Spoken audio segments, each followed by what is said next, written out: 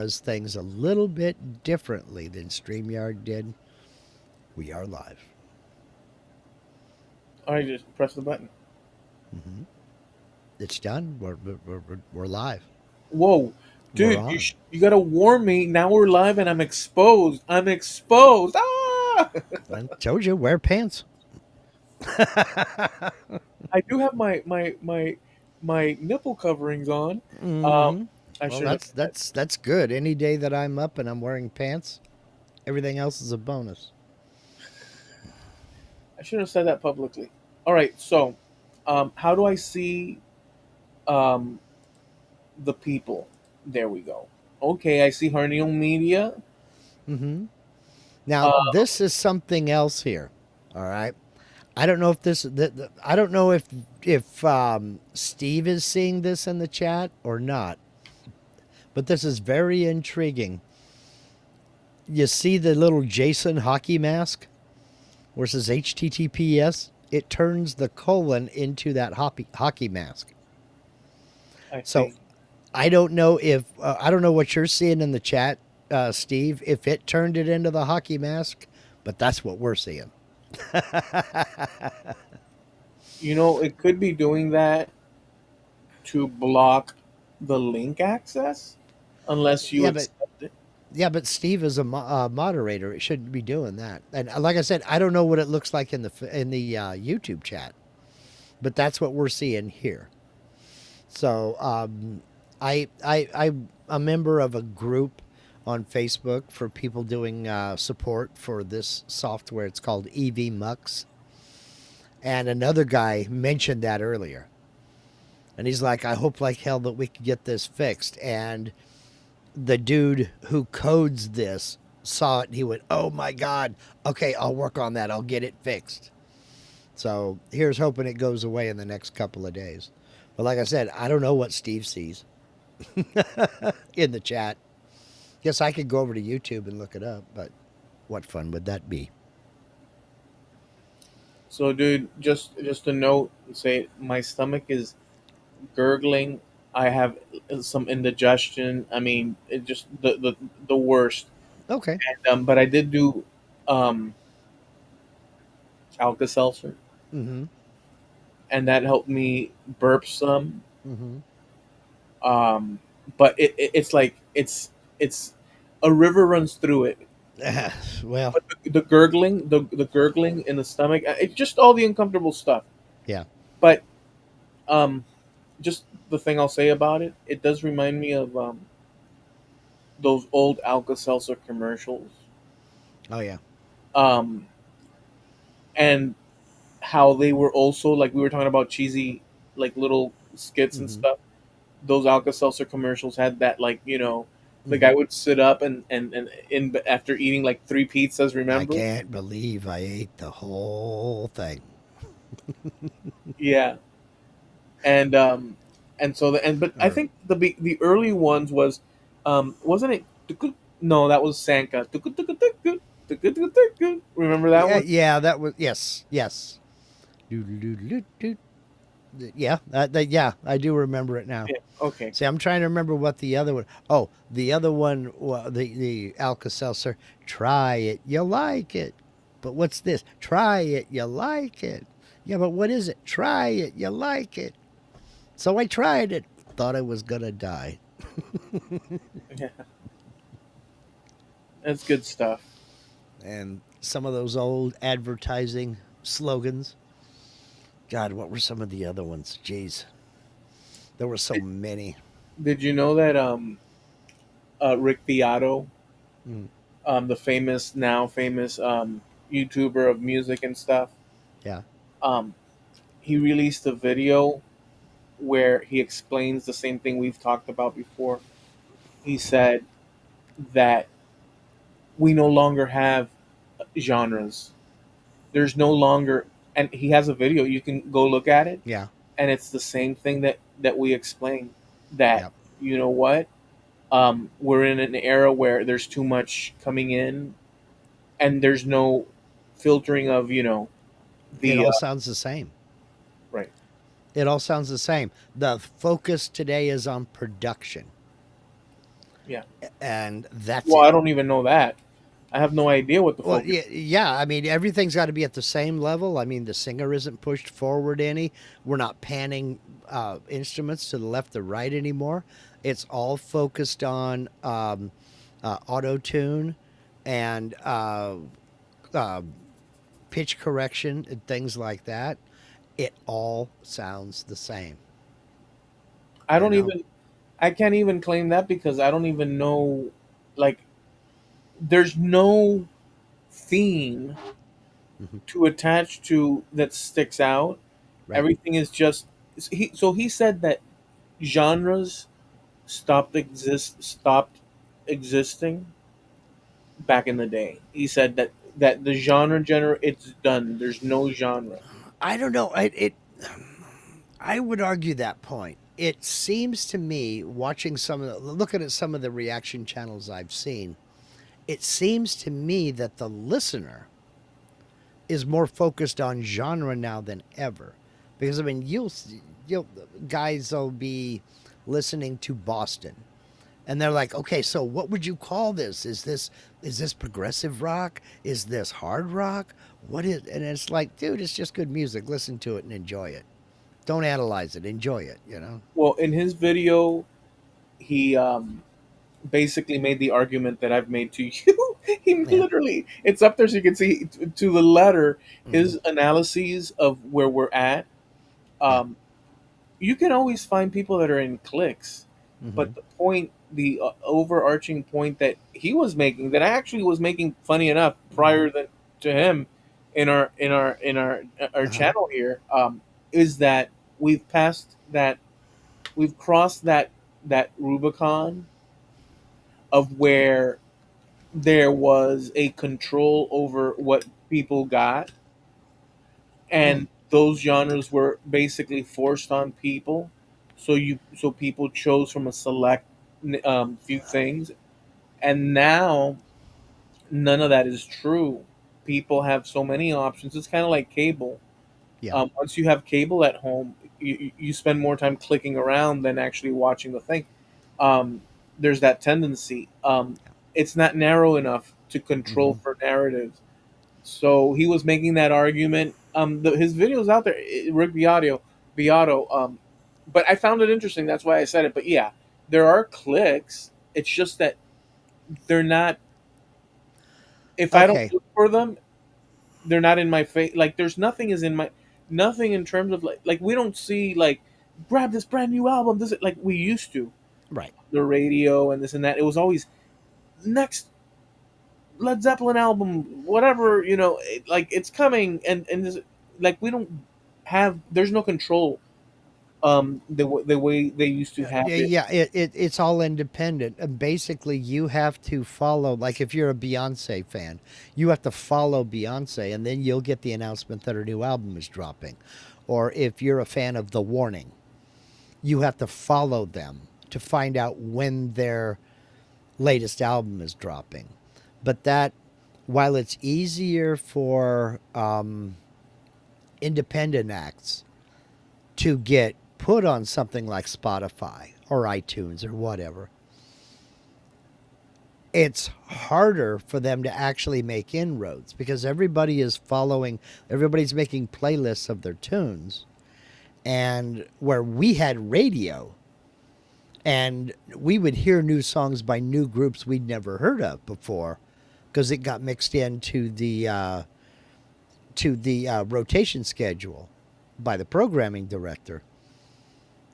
When you're following 5 performers on Spotify or 50 performers on Spotify, that's what it's going to focus on. It's not going to tell you about this new group coming out of Australia, Right. you know? So, where we had, when you walked into the record store, you had everything segregated.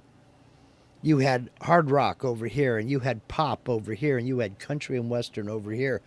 And over on that aisle you had R&B, and then you had what they called at the time soul, over here Motown. It's not separated like that anymore. That I'll agree with. But I don't think the genres are gone because they're not mixing. I don't think genres are gone because you cannot confuse something by Beyonce or Rihanna with something by AC/DC. No, that's not the point of the genre's gone. So, it is still segregated that way. You can still go country western, you can go folk and all that stuff.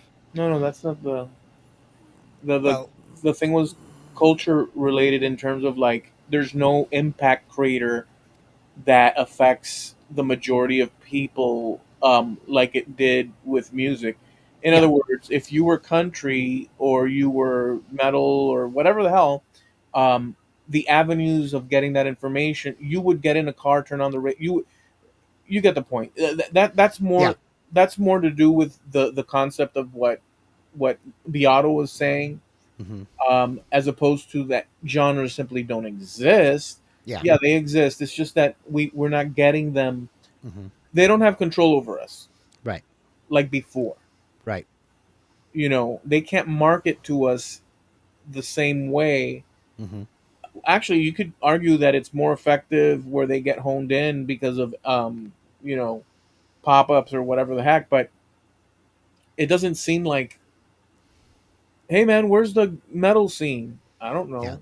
I mean, then again, hmm, like you, I'm a cultural infidel. But I'm saying it's that's the argument of it. I found it interesting that he yeah, made that argument because it's something that we've talked about before. I hmm, know you've countered it. You've yeah. countered it. But Well, the two things are true. There's they still are. genres. Hmm. It's just that it's not. I don't know. It's Yeah. like Well, you're right because I mean, it's not like. Well, again, we got our music information from the radio and from the record store.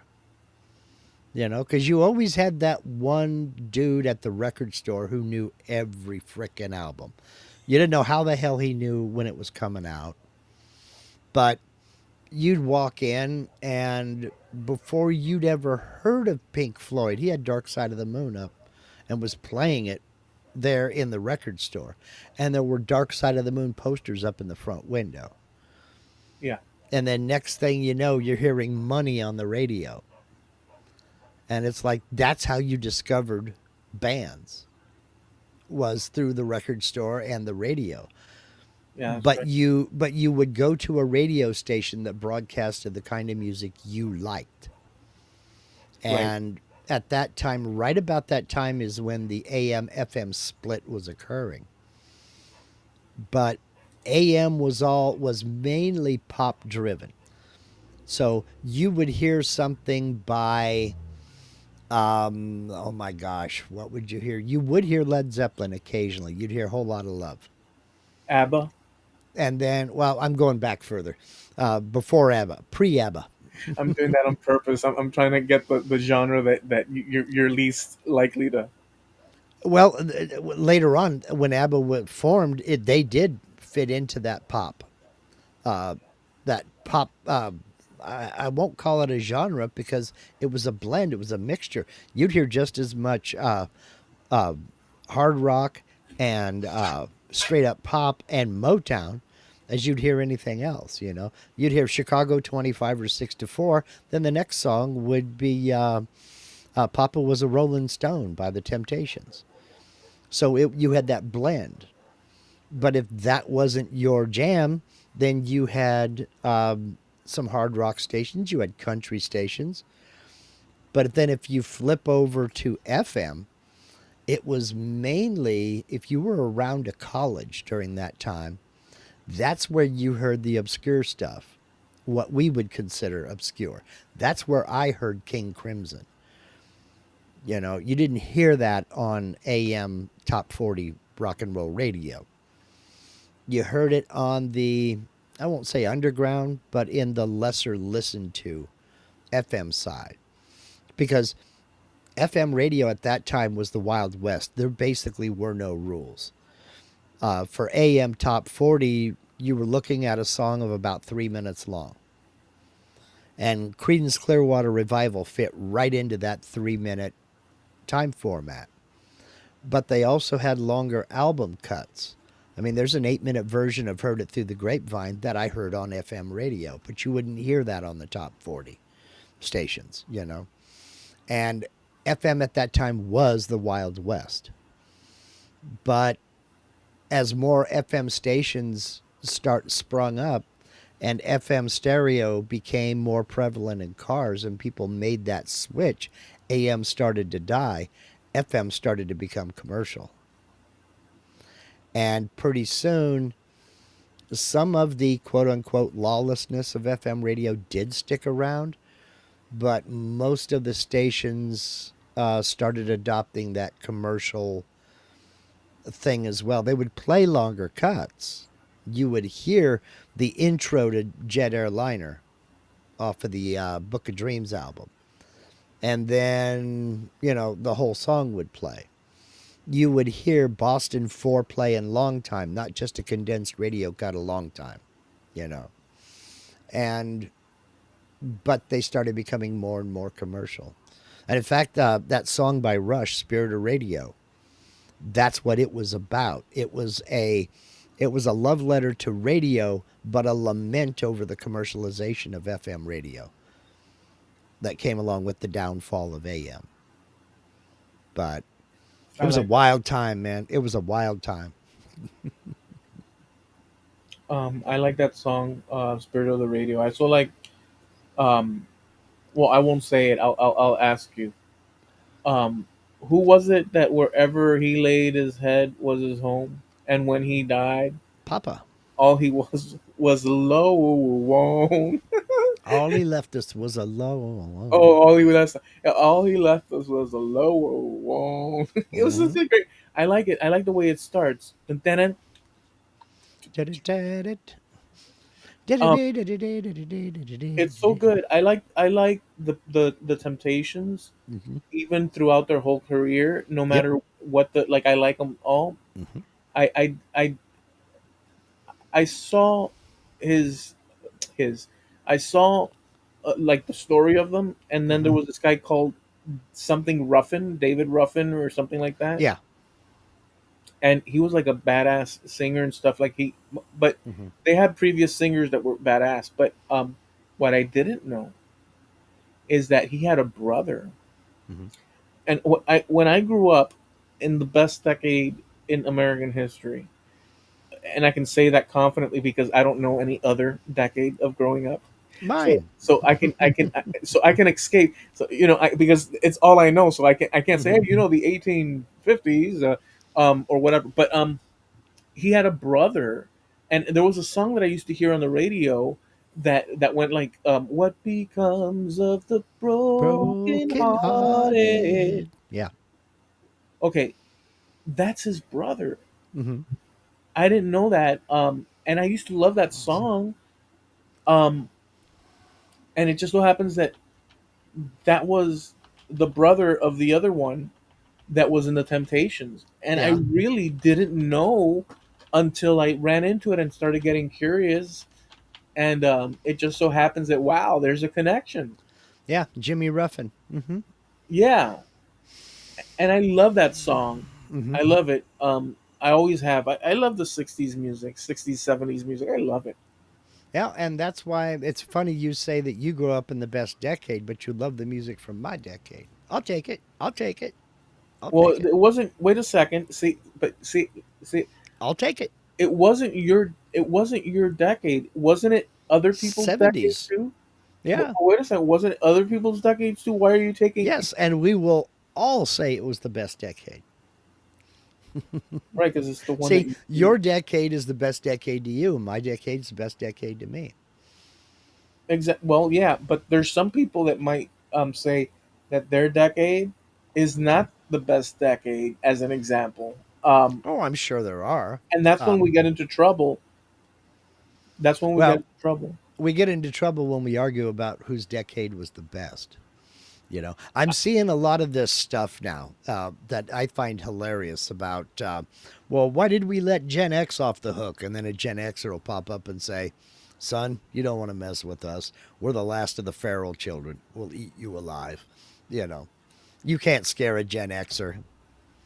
Yeah, I And don't know if that's true. That's just look. I think that that's healthy mm-hmm. unless it's mean spirited. Yeah, But if it's playful, I think it's good because And, it also helps inform the one group of the other and the other of the other. So mhm. it could be good. But if it's intended like as an actual, like Well, brutal, everything I've seen has been playful. yeah, You yeah, I know. think that that's healthy Hmm. because it helps other people like, oh, I see those pencil sharpeners from the 70s. Oh, Hmm. that's from that era, and or it gives little Well, insights. well, the whole thing is what it all comes down to during these little discussions. Don't mess with Gen X. Basically, it comes down to Gen X don't care. We just don't care. You know, we didn't have play dates. We went outside and played. That was all there was to it. You know.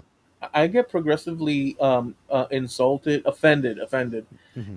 when I run across, because I have run across Hmm. these people now are starting to emphasize that, hey, the 90s are badass. Now I can claim 90s too, but Yeah.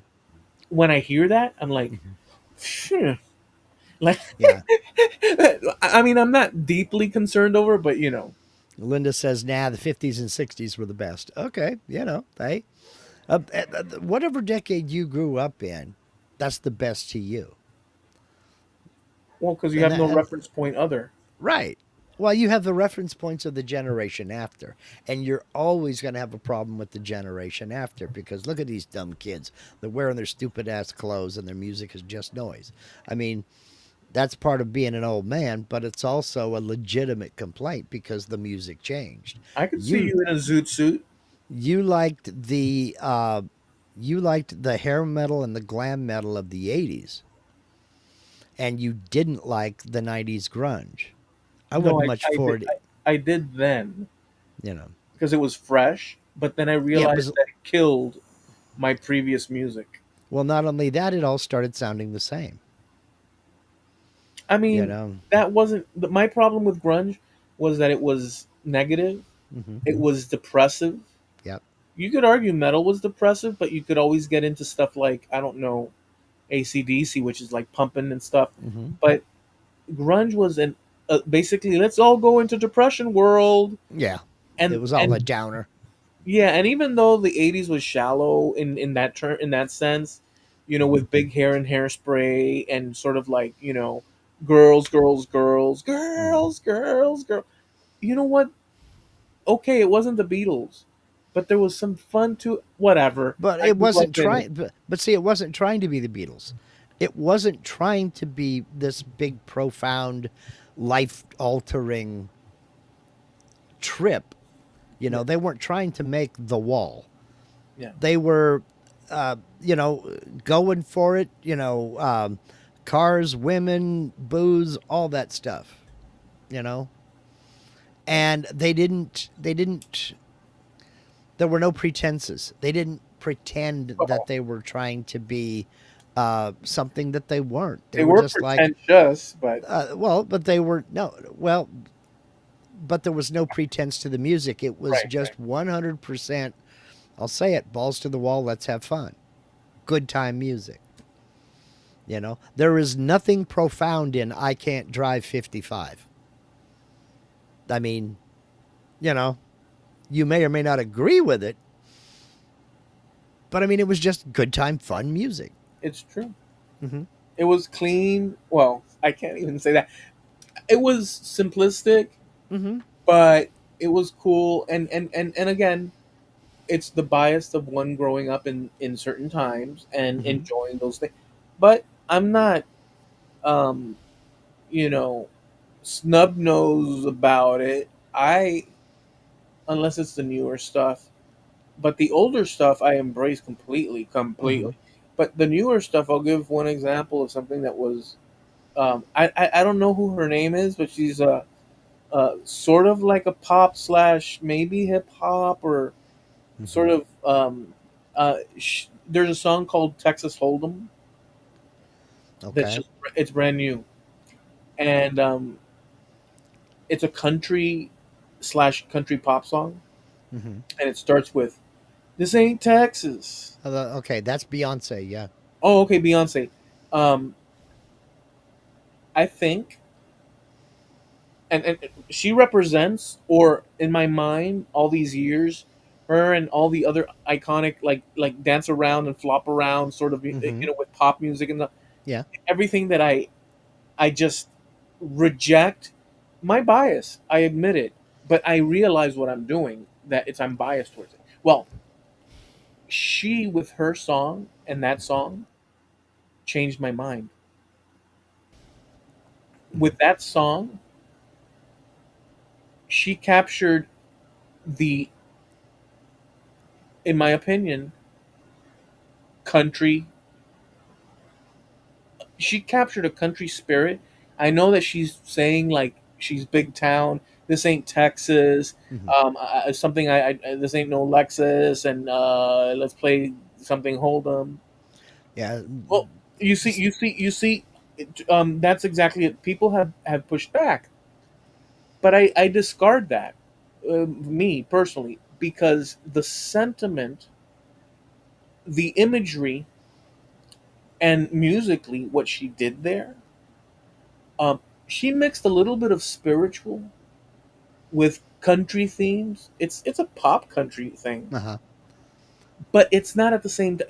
Basically, I grant that one, me personally, for my taste, as well done, good job. I can't deny her it Mm-hmm. by any stretch. I put it Well, within the category of the classics of yesteryear because she's doing it in a time and to an audience that's probably the furthest from their imagination, and she's yeah. bringing this sensibility of country music Mm-hmm. themes to a broader so I like it. I like it. I, I I know d- Steve's argument. I get that too, but you know. I do like when artists experiment into genres they're not known for. Several years ago, Ray Charles got into country music, and he did a couple of country albums, and it was just damn good music. Now, country is not my style, but I like Ray Charles, so I was willing to listen to what he put out, and it was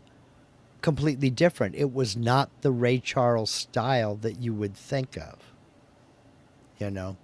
I so I do like it when performers or bands kind of step out of their normal genre and experiment with stuff and get into other things, because not only does it appeal to a larger audience, but it demonstrates the range of that performer or that band.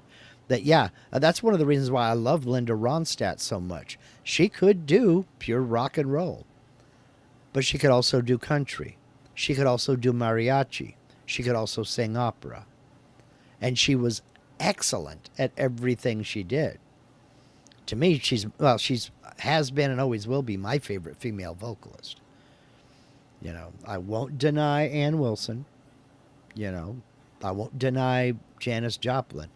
But Linda Ronstadt has always been my favorite female vocalist because she was just so good no matter what she touched. You know. I liked Susie Quattro. Mm. I Yeah, just well, I liked her style. I liked the way she looked. I she liked had that gravelly voice that, yeah. I liked the way she dressed. She Mm-hmm. looked to me like rock and roll, ready to bust. And yet it's funny because she had more pop songs too. She had hard ones, but Mm-hmm. she also leaned into some sort of like more, but just the same when she had that leather on, Mm-hmm. she was like a she was a tiger. Rawr. She was kick ass. She was kind of like the same vibe as this other one um what's her I was name? I was going to ask you what you thought of Joan Jett. Joan Jett. Same vibe. Joan Jett was like a killer. You know what I'm saying? She Mm-hmm. that dressed in leather and she's gonna kick. But I like that. What I didn't like is stuff like. I mean, I like it now. I'll listen to it now because I'm older and not as shallow. But or maybe a slightly less shallow. But back in the day, it was for girls. Like the I think it was the Bangles. Walk Mm-hmm. like an Egyptian. Yeah, walk like a conniption. Yeah. I remember me and my friends were like, "Oh, it's girl stuff," you How, know. now, how about the Runaways? Um, Joan Jett, Lita Ford. Yeah, well, I like that now in retrospect but back Hmm. then I was too young and I didn't have those albums. But I did have, or my friends' sisters. That's Hmm. what my friends' sisters had. Hmm. So we would have all these albums available. So we would listen to. Oh, you're gonna put that girl stuff on? Like if you were the guys, that's Yeah. girl stuff. But it's rock and roll too, Well, dude. know what it was to us. We would that was just girls with guitars. That was girls with guitars, Yeah, and it's like, come on, man.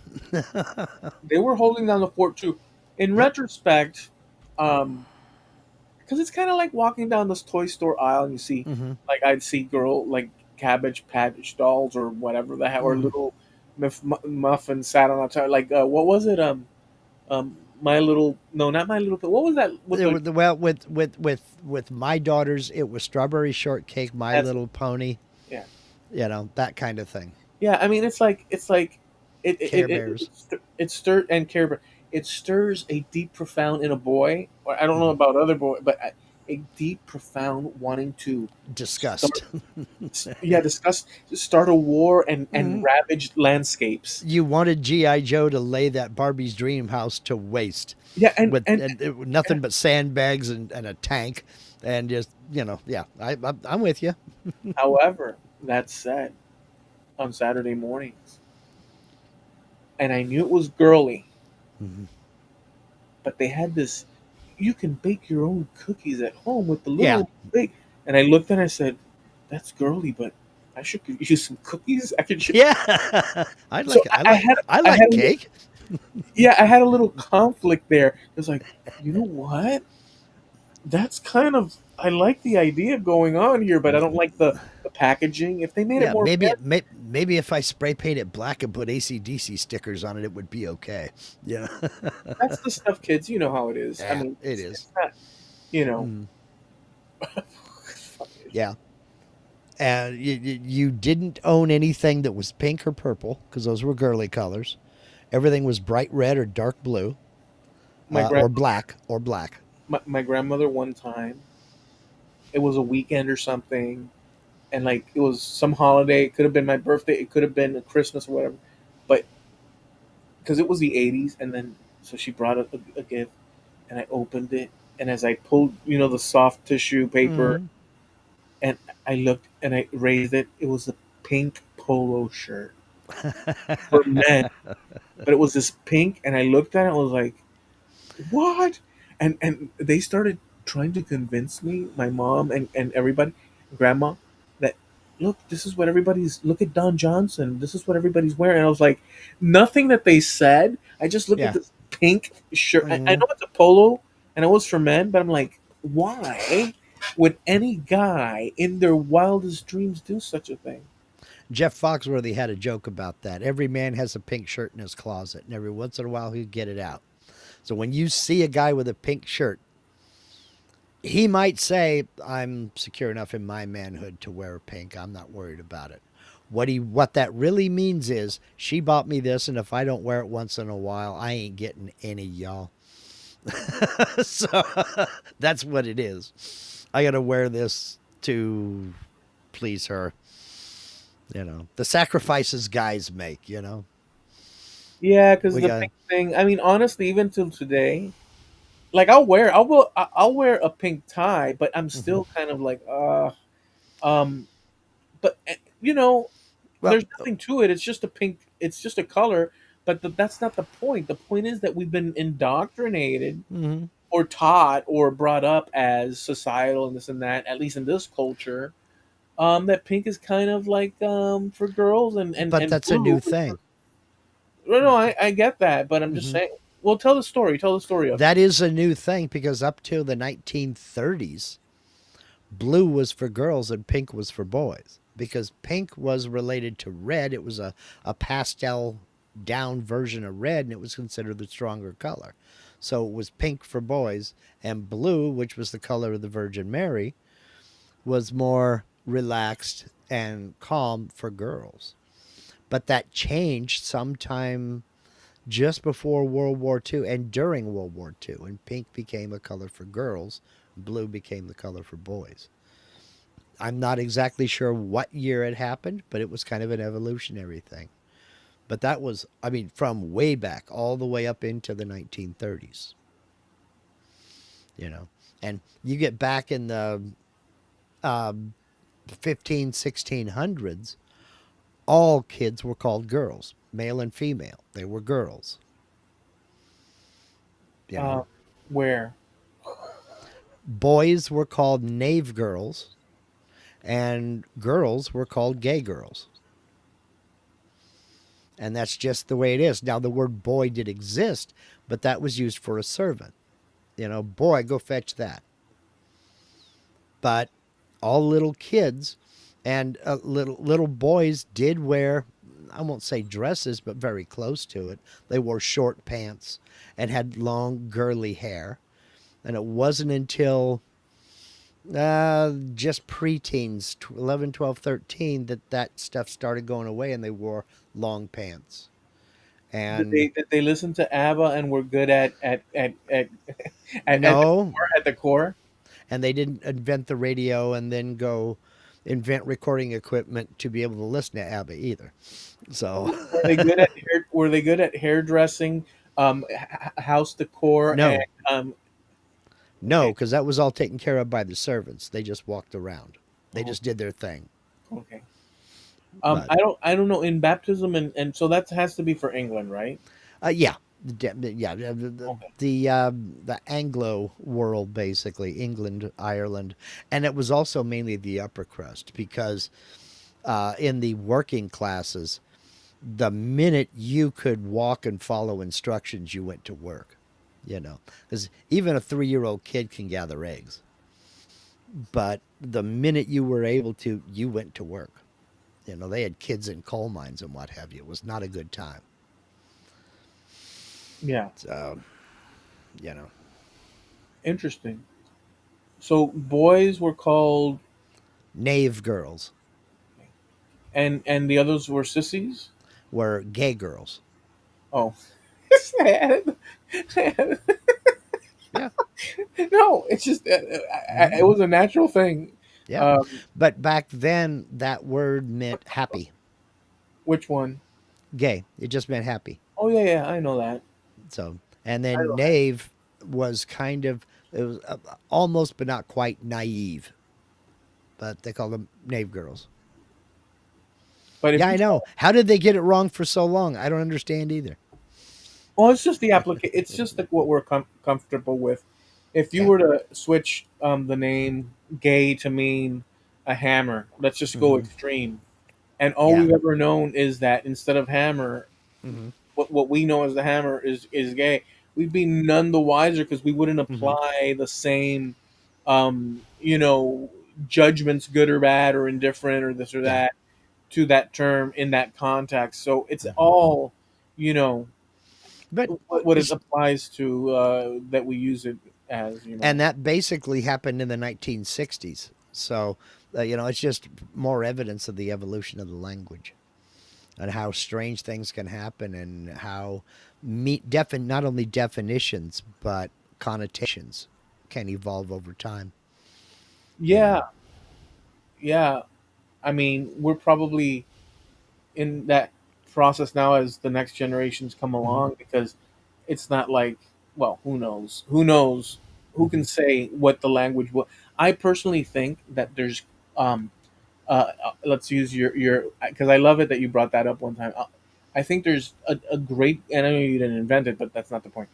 There's a great correlation in my mind between the way we're going and the movie Idiocracy. I truly, Yeah. truly believe that. I Yeah. truly I believe that. uh, I thought the movie's premise was excellent. Yeah. I really did that because that is something worth exploring. I just thought the execution was a little bit contrived, but to the point of the movie and how everything can devolve to that point, I can see it. I Oh, can see it. And a lot of it has to do with, and I'm going to be the typical old man here, a lot of it has to do with social media, but it's more than just social media. It's the fact that we can now share our opinion with the entire world instantly. And we think that it's vitally important to do that, you know? Because it used to be if you're flipping through the Sears catalog and you saw a pair of shoes you didn't like, well, you went past it and you flipped the page and you went on to you found the shoes that you do like.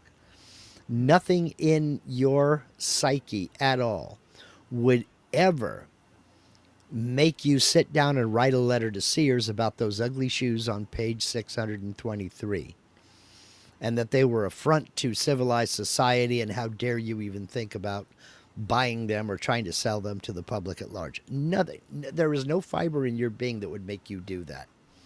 But if you see it online and you see that there's a comment section, check out that comment section. Hundreds of people will do exactly that. Let me mention a few things because a bunch of things popped up into my head. So you're saying that that's contributing to a future idiocracy direction, right? Yes, That's part of it. that's part of it. Yeah. Okay. So some of the things that came up um, in the past when we didn't have internet, Mm. um, and somebody was paging through a Sears catalog thing or what have you, um, sure they didn't, like go to the front necessarily. Anything is possible that some person, some crazy loon or Mm-hmm. oddball would have gone, "Hey, this purse doesn't match these shoes. How dare you offend Yeah. my Well, visual?" what are you doing here? You don't do. What are you That advertising? You don't do white after Labor Day. What's going on here? You know. right there. That would be on a scale of the average, probably on the extreme end of what people would do. But Mm-hmm. Well, but people would come take you away. well, yeah, in a in a padded room. Uh, Mm-hmm. Put you in a no rubber more, room. Mr. Nice Guy. Yeah, put you in a rubber room where you can count your fingers and toes for the rest of whatever. You know. But the equivalent back then of the social media um, happened still because, well, I'll say how um, people would write to newspapers and offer comments on things, and but that was a select number of people. It's not Right. like the population at large. And But and even then it was moderated because the editor decided which letters to publish. right, And um, there'd be like four of them, and that'd be about it. well, it depends Mm-hmm. because you also had um, papers or bulletins or that things that cater to different hobbies and disciplines, Right. and there was dialogue with that, but within those specific things. Mm-hmm. Um, but today we have what you're explaining, where everybody and the kitchen sink Mm-hmm.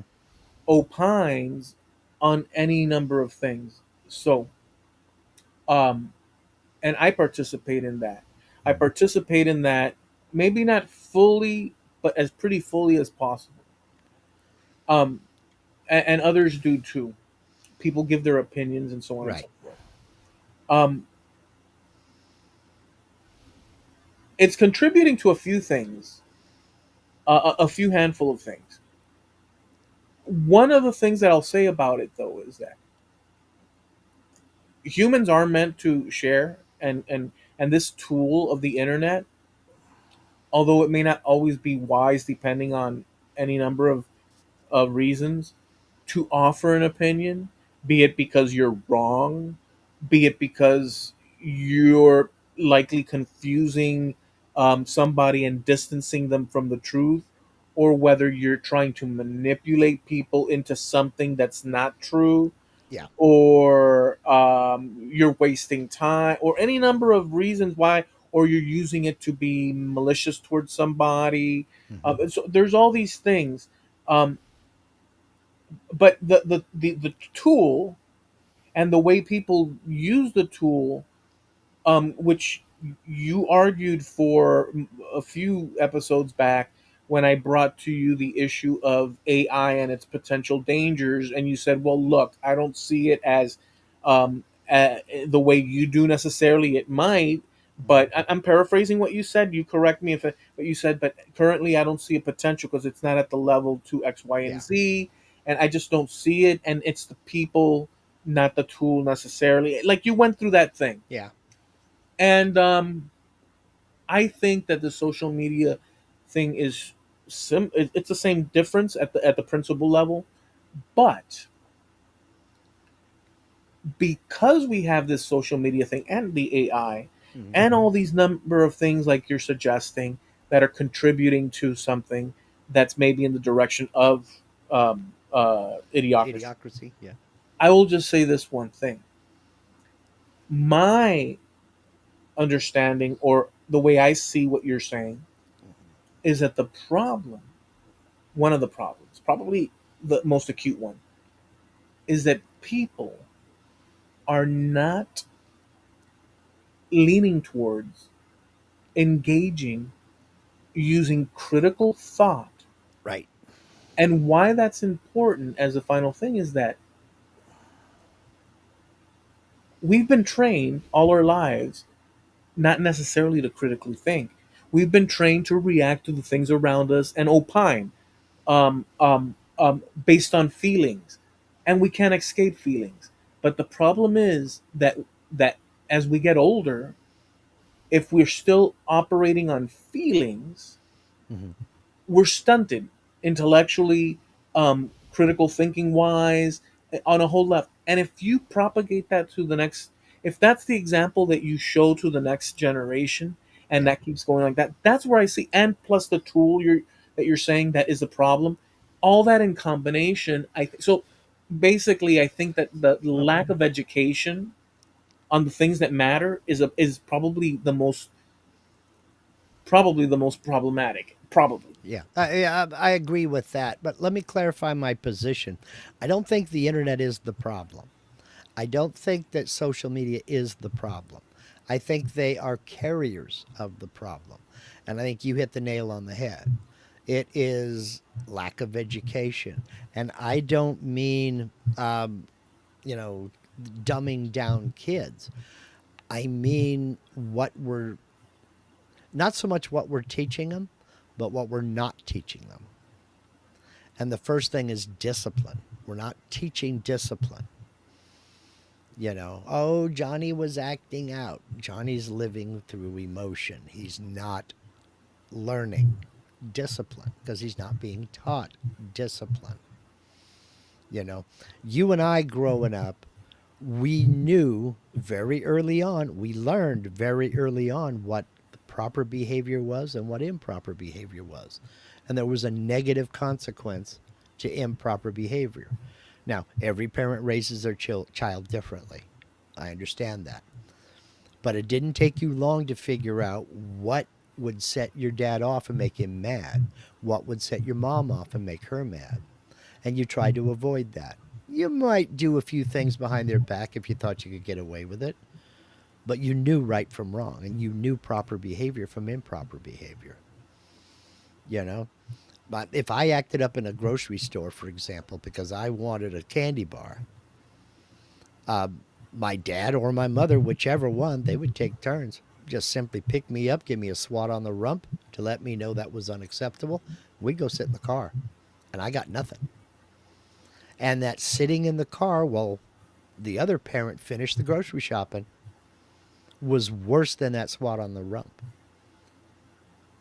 It was an immediate negative consequence for the behavior. And I learned don't do that. Ask once, can I have a candy bar? If dad said no or mom said no, there was a reason. You don't do that. You don't push it. You don't throw yourself on the ground and have a fit. You know. So if So you if so, look, I do have some extra asides from what you said. I can't disagree with knowing boundaries is important because if you know, but it teaches you all the things that that I mean, you have to have boundaries or learn boundaries mm-hmm. in order to function. There, you have to, or you don't have to. You can go wild and feral. But the point is that I agree with that point, except I want to attach something to it. Mm-hmm. I think another part of the problem, which could fly in the face of what you said, but Mm-hmm. not really, it's an addition to what you said, but it could be perceived as, Okay. is that we don't teach kids, it appears, to be critical. So, in other words, if you teach them discipline to follow orders, but that doesn't come with critical thinking skills or teaching them that, then they're following orders without understanding why, other than pain or no pain. And that comes with it. Yes. And and if we don't, well, let's put it this way: if I basically view the world the way I feel like it, because that's what I like and that's it, and I hear information from abroad coming into me, and it's like that's not what I believe, and this and that, and you're not willing, or you haven't learned the skills to be able to maneuver that situation where information that's contrary to everything you that is the found, if you don't learn that the foundations that you exist in your mind is a paradoxical paradigm type thing where it's built into you, and that other things may seem shocking, but Well, digesting them doesn't mean you have to accept them. Like all the skills available for critical thinking, if they're taught, if kids are taught that, the reason they're not is because that goes against your first part, which I think is important. If you teach kids to be independent thinkers, and that's where I was going next. I didn't okay, I didn't get to that point yet. But yes, you're right. What I meant by discipline is comportment. yeah, yeah, no, Yes, I agree, yes, you can stand up in the church pew and just scream at the top of your lungs. right. But if you do that, there's going to be a negative reaction. There's going to be a negative consequence for it. There has to be. And that's to teach you to control those emotions. We're not saying you can't have them, and I'm not saying follow orders. I'm saying you've got to behave in a way that we as a civilized society find acceptable. Now, the next part of that we're not teaching is critical thought, independence, and self reliance. We're not teaching that. You have to be able to use judgment. And that's hard for a 5-year old. I get it. But it comes with age and it comes with experience and it comes with that teaching. That yes, you have to think critically. It's okay to ask why. It's It's okay. okay It's to okay. ask how, you And know. not only okay, it's okay to challenge your superiors. It's okay to Well, stop them. It's okay to stop them dead in their tracks and deny them access. Notice what I'm saying. By the way I'm saying it is meant that way. Obviously, without disrespect, this, that, and the other. But I'm saying mentally, the critical, the component of critical thought is literally a challenge to authority. It's an affront okay, to to established authority, and that is why the balance of how much you teach it and how much kids are you're willing to give kids that is tamped down, because too much critical thinking creates too much autonomy. So there's but you're talking about things that come later on. I'm talking so there's a about balance. So there's a balance. mhm. Well, you sound like now there's a. I'm not countering your thing. I'm explaining a landscape. So I'm not countering your thing. So you don't have to. So I'm just saying that there's a balance that they play with, and the balance that they're playing with is more towards controlling than critical thought. But we need the critical aspect of it, and that's where we end up with the direction that we're heading towards, which is some sort of idiocracy. But go ahead. But I think that that critical thought and stuff comes along in late junior high school or early high school. Yeah, I didn't offer anything So about a 5 year kid. I was still talking about 3 and 4 and 5 year olds. You know, you're teaching them this is A, this is B, this is C. It's okay to ask why.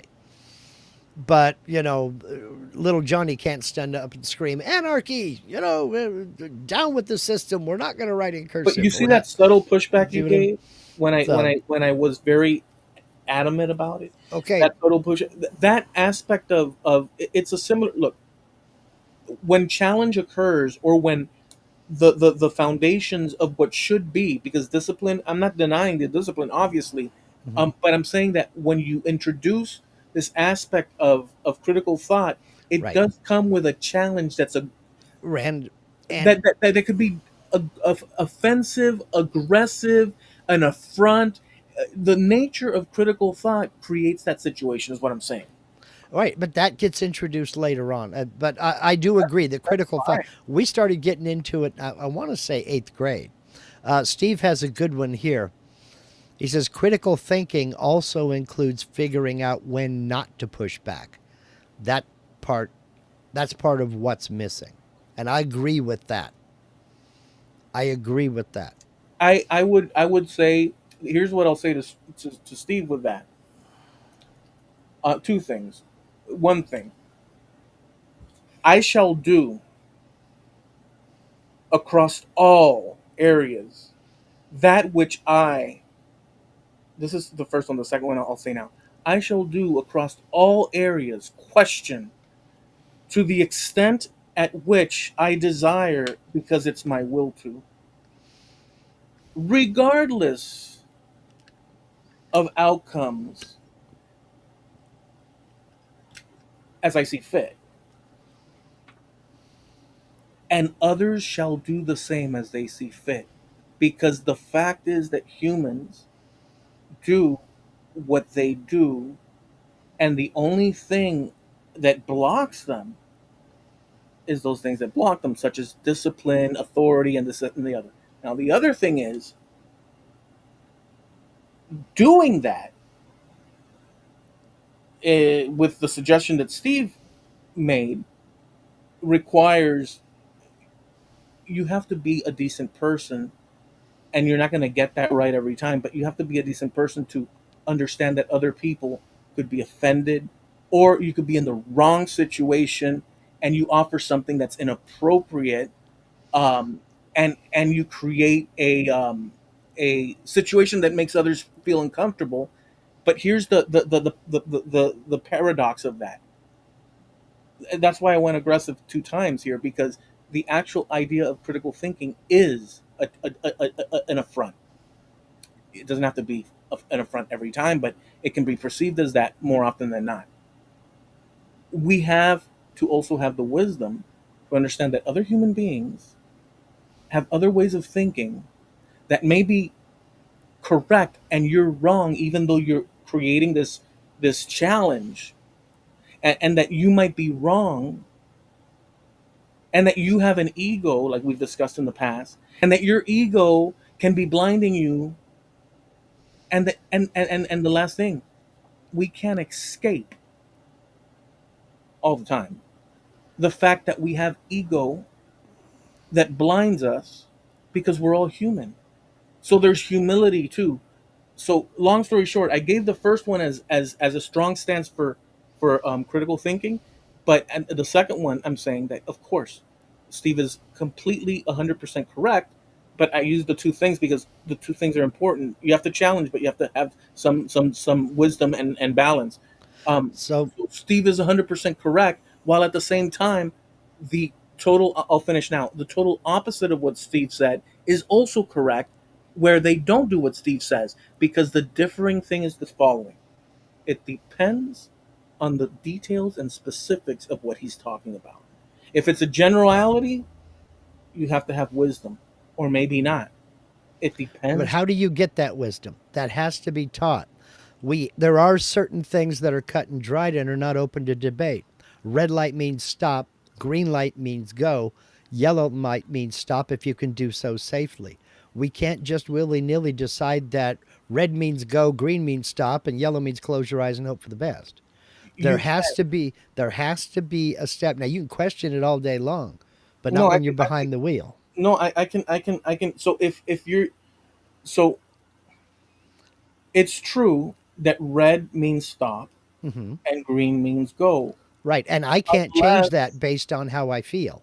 yeah, but unless the details change.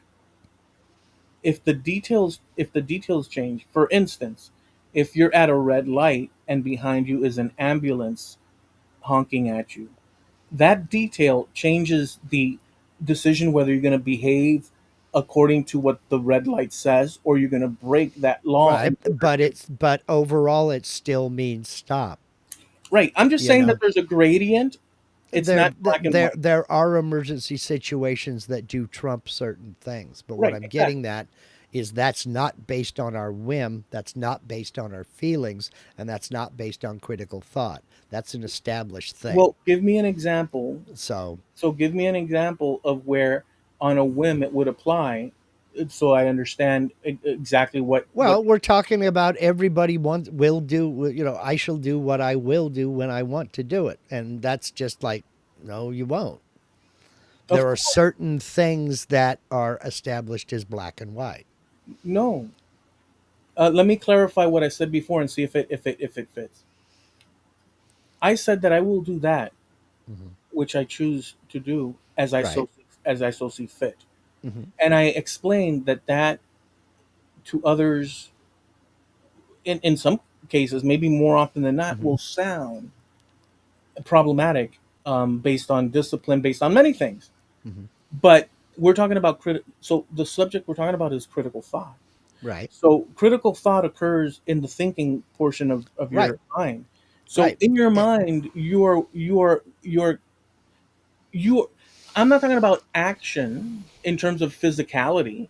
It mhm. doesn't mean I shall do what I see fit. It doesn't mean in this context, that if I want a candy bar, I'm going to take it from a little kid's hand. No, it means nothing. It means that to criticize and to process ideas that stray from the norm, that challenge the whole Uh, landscape, is as a thought exercise, I'm with you 100%. is available. Yeah, I'm not talking about Okay. With physical. that, I'm 100%. I'm with you 100%. Yeah, yeah. Yeah. If economics teacher teaches you this percentage rate is better than that percentage rate, critical thought should compel you to investigate why that is the case and not just accept that this is right and that is wrong.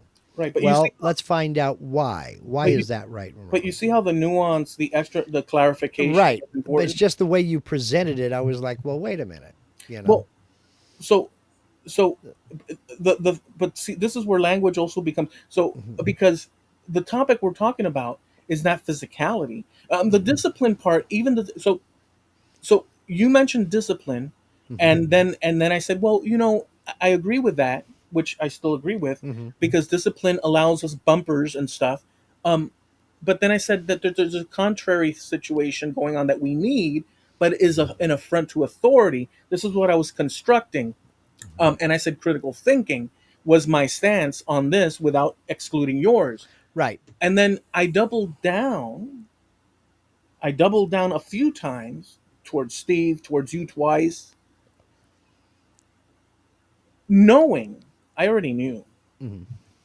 I mean, anything's possible, but as far as the probability, Sure. that me exaggerating the to make the point, Hmm.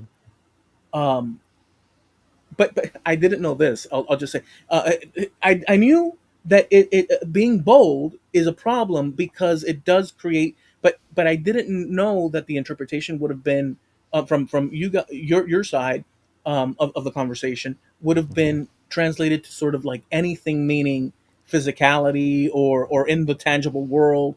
Um, Yeah. See, that, you didn't make that distinction. no, but the topic is critical thinking. I'm not talking action in terms of physicality. That doesn't even match with my history, in Okay. our discussion. But you went to that because, because of the aggressiveness, perhaps, Hmm.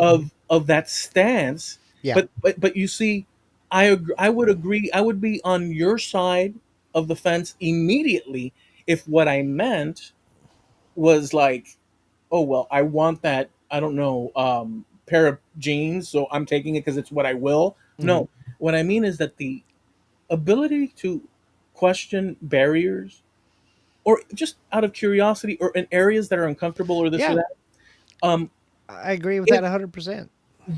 those shouldn't be bumper card. So society bumper cars those anyways. So that discipline that you were talking about, which I agree with, because I mean, you can have kids sticking their hand, holding a toaster and putting their, like, I get it, or cussing out adults. Like I'm in agreement with you. Hmm.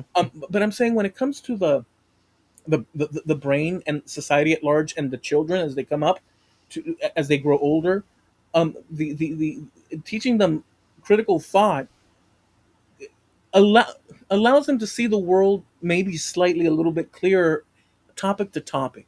It doesn't Yeah. mean that people aren't confused, that people won't not understand stuff. We're human beings. But if Right. you understand that when somebody says, hey, it's kind of like what you do behind the scenes, or even here sometimes, you and I are talking, and I tell you something, and you look it up, Hmm. and then you discuss it, or you say, well, Eloy, that's not quite, it actually happened like this. You've done that a few times. Yeah. And that's because I don't know about the topic, or I don't know enough about the topic to be able to comment on it. My point is, no, I Hmm. understand what you're doing, Hmm. and I agree with. So okay, so if I were to tell you, no, no, no, no, Mark, don't look that up, just believe me, that's screwed. In my mind, that would be screwed up, because Hmm. that implies that I'm telling you to trust me. Now I would want you to trust me, but Hmm. I don't want you. So, but if I'm wrong, Hmm. what am I doing? Yeah. You're perpetuating. Yeah. And it's not fair to me or you. Or so anyways, kids don't, I think that kids are not having that. Now this is a big ask. Well, but see, we're not. It's not that kids aren't having it; it's that we're not giving them the option. We're not teaching that. That's the point. Because it's an So, affront to authority. well, it not only that, it is. I would say when you're talking about your kindergarten through 12th grade education, the first 6 grades, they're trying to pound the basics into your head, so they think. But they're missing so many of the basics. Now, a lot of this, they say, well, that's not up to the school, that's up to the parents. So, what about kids that don't have parents? I mean, they're not worthwhile individuals. What about the kids that just have crappy parents? I mean, you can't legislate good parenting.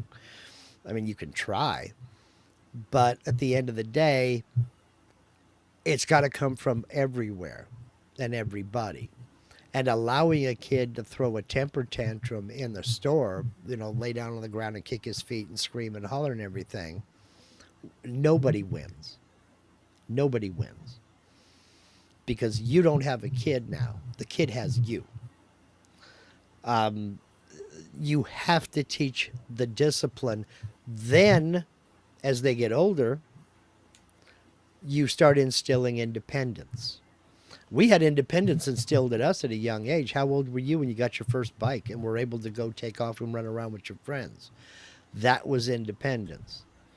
You know, you learned that it's not up to the world to entertain you. You learned that you had to make friends with other kids and then you guys entertained yourselves. Everybody's The different too.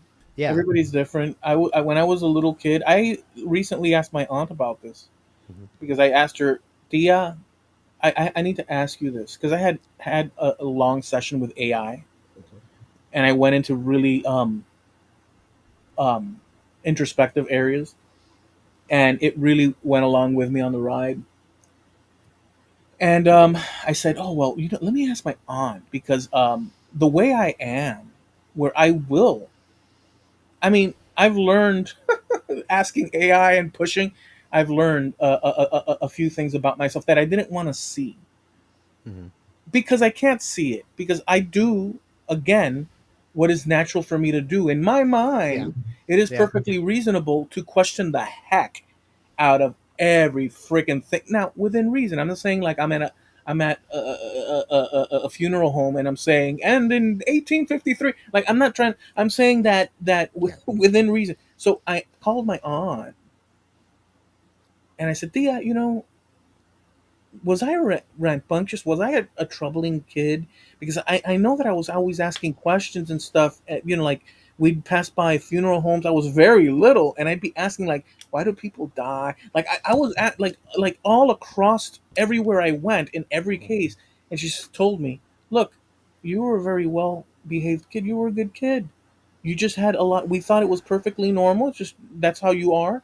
You asked questions, and sometimes we didn't want to answer the questions because it was just. But you would always ask questions, and we were just a family, and going to parties and doing the things we did, and you were how you were, and we tried to answer as best we could. But you weren't troubling and stuff. In fact, they would take me. I remember as a kid and sit me in a spot and I'd stay there with whatever toy I had. Like I was not any of that. I could basically enjoy alone time, even at that, like always. Yeah. It's not until I became a teenager with hormones. But the point is this: um, that everybody's different. Some kids maybe are more rambunctious and need more exercise and this and that.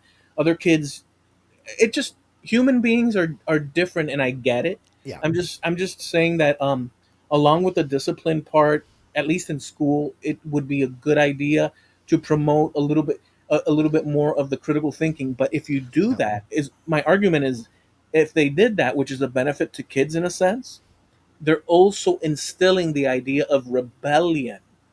Not rebellion like cutthroats and daggers, but rebellion possibly that, but rebellion in what you're given, not to take as granted just because it's you know um, said with emphasis.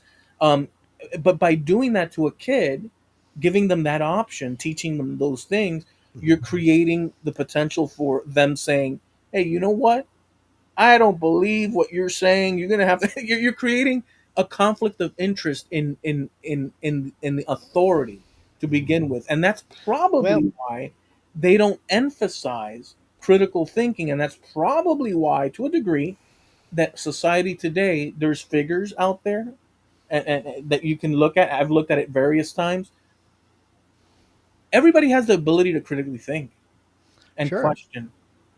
But the majority of people, according to studies that they've done, and there's various studies on this, it's a study, it's just a barometer. The majority of people do not question the world around them. Well, They work, this is what they say, they react according to the conditions at the moment. that's because people got their lives on their mind. They haven't got time to question every single thing that comes up. Now, it also depends on how and when and where you were taught. It's like I told you last night, I came up through the California schools, K through 12, and we were taught critical thought. We were encouraged to think critically. That there was a time and a place for every debate. I remember in sixth grade. So, how old are you in sixth grade? You're what, 10? Something like that? Um, yeah, 10, 11, maybe 12. Um, 35. they, they, the teacher, Mrs. Warner, she divided us up. Everybody who supports Richard Nixon on that side of the room, everybody who supports George McGovern on that side of the room. And we had a debate. A bunch of little kids who thought the news meant that was the end of the fun television. You know, Yeah. we're debating the election, and that would have been what, 72. So I'd have been 11 years old. Yeah. Show me a sixth grade classroom that does that now. You I know, don't know what they do. but we were taught basically starting in, I want to say either, I want to say it was one social studies teacher in seventh grade, but then we got into eighth grade and it was social studies, it was English, it was creative writing. All of those teachers encouraged critical thought. That if somebody gives you a fact, it's okay to ask why. It's okay to question that fact and to use logic, use your critical thinking skills to analyze whether that person is telling you the truth or not. It's basically came down to don't believe every charismatic character that comes along. Think for yourself. But be careful of your biases because your biases can lead you further astray sometimes than the information that you're being given. Now, like Steve here, he says, in your reply to him, that's the libertarian coming out, and you got there by critical thinking. Yes, you can argue any point, but knowing when not to is important.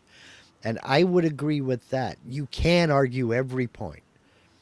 You can find something in everything to argue.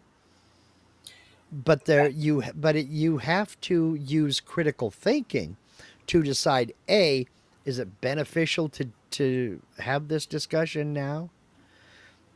Is it to what end to Well, have this discussion? would you You, agree or I'll give you an example. You and I had a discussion one day about the person at the Walmart exit door asking to see your receipt. We had a discussion about that one day. And you said I shouldn't have to show my receipt. They've got surveillance cameras. They can see that I paid for it. I shouldn't have to show my receipt. And I said, well, that guy's job is to make sure that merchandise doesn't leave the store until you show proof of purchase. Mhm. So there you have a standoff because conceptually you're right. They do have records of when it was paid for. They do have surveillance tape and all that other stuff. But then again, it's this guy's job to check. Now he does not have arrest authority. He can't hold you, but he does have the authority to hold that merchandise. Okay, so you said that you agreed with what Steve said. Yeah, so you can argue that point about whether or not you should show your receipt. Yeah, but I'm going to. But knowing when not to is important. Okay, I get that. So you said that you agree. Can you bring Steve's thing so I can answer that Sure, whole thing? sure. So, so this is Steve's comment, and you say that you agree with it, right? Uh huh. Okay, so two things. One, do you agree or disagree that Steve's comment is a broad statement or a specific statement? Both. Okay, how is it broad, Well, it's and how broad is by saying yes, you can argue any point, but knowing when not to is important. That's pretty broad. it specific? That's the libertarian coming out, and you got there by critical thinking. Okay, so then his comment is directed at who? Me, right? At you, yeah. That was a direct reply to your response to his first comment. Okay, and then you um, gave me some examples with the Walmart ticket and when Yeah. not to, and you Hmm. told me when not to argue. Would you agree or not agree that right now, with you presenting these um, counters, Hmm. additions, and Steve adding counters or additions to Hmm. the my expression and my thoughts according to critical thinking. You're giving me with that comment that you agree with of Steve some bumpers, like I suggested earlier. Would that be accurate to say that you're offering, in the context of libertarian, and the statement that sometimes you have to know when not to, To go argue the point, against, yeah. are you not in that statement, while agreeing with Steve, offering me bumpers? Yeah, but it's not. No, I don't think it's opposition. I think it's an addition to. Because I'm not saying don't argue the point. Okay, I'm so saying, let me argue the point then. huh? So I'll argue the point then, because Okay. we're in the Well, topic.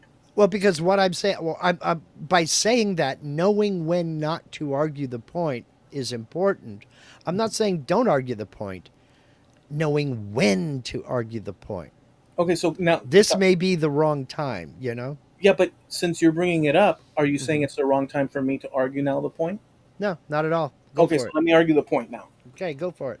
So you see how so logically, Uh huh. if it's brought up, Hmm. and it's a corralling, Hmm. you can use any other word, but it's a corralling of my position, Hmm. which is critical thought, expansion, savagely so. Hmm. And I did mention that that's a threat, that that's a little bit too overboard, but I did it for emphasis of the Hmm. principle of the idea. I Yeah. also explained to you that I understand that in life you have to be sensitive to other people's, because Yeah. we and other people can have information that's correct. So Hmm. I already applied what Steve has suggested there. Right. um, so it goes like I preemptively Hmm. explain that I Yeah. understand the concept that Steve is offering. So I don't disagree with the concept per se, but hmm. I did ask you first, is it a broad or detailed one? Steve added this is the libertarian in you. Hmm. Um, the category of libertarian, it's either chicken or egg. Am I a libertarian because I critically think or tend to, at least to the ability that I'm able to? Or is it that the libertarian ideas um, hatched inside me based on externalities, creating that, like, we don't know which one? But here's the thing, I don't disagree that I'm a human and other people are human, Hmm. and they have and I have to recognize the dignity of their humanity, and that while pursuing things, I do consider the sensibilities. But if Hmm. people are willing to push back and and engage because the idea is good faith expansion of, okay, let's test these things, then I take that as a sign that I shall offer what I have. So look, I will offer what I have or what I understand, understanding that I don't, just because I critique the world around me and myself, I do, actually, I do, and other people and situations, doesn't mean that I don't know, or that that I am unaware that I am one person with limitations, Well, yeah, and possibly know what. So what you or Steve would offer me, let's say, mhm. in a conversation, I'm a human being, so I'm going to push back like a mofo. In some instances, depending on my mood, this and that, because it's all part of human being. But I don't walk away with it. I'm telling you, like, I'm being Mhm. sincere. I literally take what people say with me, and I review it, Yeah. because I do know that I'm dealing with other human beings Well, that have things to offer me that I might not be able to fit in my head now, because I also am walking about as a human being with an ego. yeah. Well, So but I no, recognize. critiquing I think is normal. I think critiquing is one of the basic human conditions. We don't. I mean, this ain't the Brady Bunch. You know, life is what happens while we're busy making other plans. And yeah, we've all got stuff we got to do. We've all got to get, and everybody's in our way and we're in everybody else's way. And we got to get through life. But we can do it in a civilized manner. And knowing when to have that argument and when to save it for another time, I think is just as important as the argument itself, you know? Yeah, So, that's a part of. So look, I I have been in situations where we all have been in situations hmm, where you have to make a choice, yeah. and the choice, in this case, we're talking about whether to confront someone with information, some sort of controversy, be it ticket stubs at the entrance door, or be it Hmm. some sort of, could be political issue, philosophical, school. Hmm. Every time we interact with a human being, a road is divided in front of us Hmm. according to what they say to us. Yeah. The moment you set a series of sentences at me, towards me, for me to consider, you have now created little doors that open of possibilities of where I go. Right. There are people that, in an interaction, fall on a range of, like you've said before, not really being interested Mm-hmm. all the way to being completely engaged. And there's Mm-hmm. all the thing in the middle. Yeah. And there's also a range of people that operate very dishonestly, Right. in other words, manipulative and all the bad things, all the way to sincere and good and open and this and that. I'm not the one extreme or the other, although I might appear to it depending on people's interpretation. I'm actually fluctuating within the center, maybe sometimes this way. If I get injured emotionally Mm-hmm. because somebody says something that's hurtful, I might start putting up guards and moving Yeah. towards the guarding area. And now I'm replying guarding.